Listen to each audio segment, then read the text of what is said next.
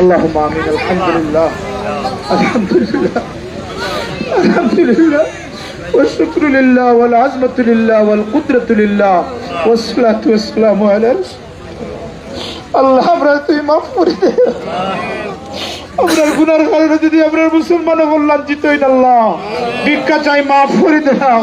এরা তোমার হাবিবের উম্মতি আল্লাহ। আল্লাহ গোটা পৃথিবীর মুসলমান সব ঐক্যবদ্ধ, কুল্লু মিল্লাতিন ওয়াহিদা, সব একমত ইয়া আল্লাহ। মুসলমান হলরে মারবার লাগে আল্লাহ। ভারতের মুসলমান বড় নির্যাতনের মধ্যে আছেন আল্লাহ।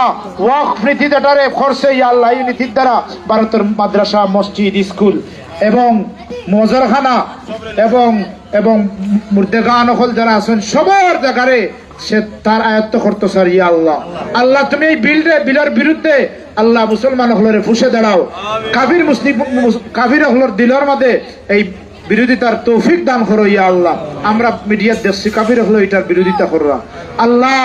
সব মুসলমান হল মুসলমানের বিরুদ্ধে চারণ কররা। আমরা ভিক্ষা চাই, আমরা সপক্ষে তাম মুসলমানরে তুমি দাঁড় করার তৌফিক দেও, জিহাদের প্রেরণা দেওয়ার তৌফিক দেও আল্লাহ। জিহাদি তেমন্না তার মধ্যে নাই, তার মুনাফিকে বলতে আল্লাহ। আমরা জিহাদি তেমন্না আমরা অন্তরের মধ্যে জাগরণ করি দেও আল্লাহ। আমরা দ্বারা ইয়া হাজির হইছি, আমরা মাফ করি দেও। কিয়ামতের দিন তোমার হাবিবের উম্মত হিসাবে আল্লাহ আল্লাহ আমরা তুমি মাফ করে দিও আল্লাহ।